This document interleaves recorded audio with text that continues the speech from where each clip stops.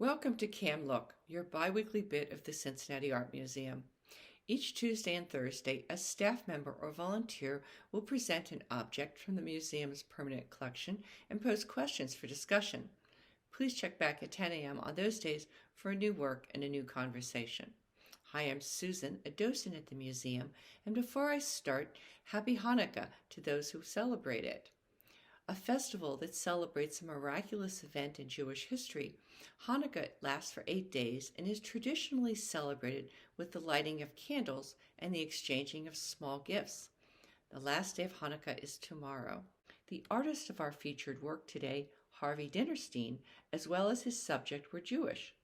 The connection was one reason I chose to share this work today. Harvey Dinnerstein was born in 1928 in Brooklyn, a New York neighborhood whose diverse inhabitants he would chronicle in many of his paintings. He also did many paintings depicting the subway, inserting himself into some of them. Dinnerstein attended the Art Students League before graduating from Temple University. He would return to teach at the Art Students League for over 40 years.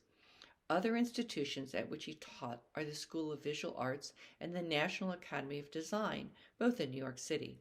A realist that bucked the shifting artistic trends during his lifetime, he is probably best known for pencil and pastel drawings from early in his career, documenting the Montgomery bus boycott of 1956. Our painting, The Last Kobilansky, is located in Gallery 216. It's a small painting, but it packs a big wallop. Feisty is the word that came to mind as I glanced across the gallery at the newly installed work.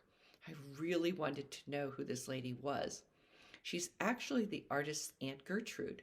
The label copy tells us she's the last of her family. The title of the work is in beautiful Hebrew script, the woman's first language. Hebrew as a spoken language was considered dead, not used after about 200 Common Era. It was largely preserved as a written liturgical language until the 19th century. It is a rare example of linguistic revival spoken now by some 9 million people. Maybe not a miracle, but certainly miraculous. Like the oil, it lasted far longer than anyone deemed possible. One last connection to Hanukkah, also known as the Festival of Lights, that I'll mention.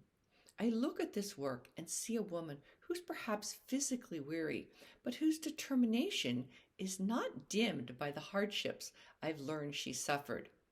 I'll stop before I get too carried away with how brilliantly the artist has captured her spirit. You may groan now. A few questions.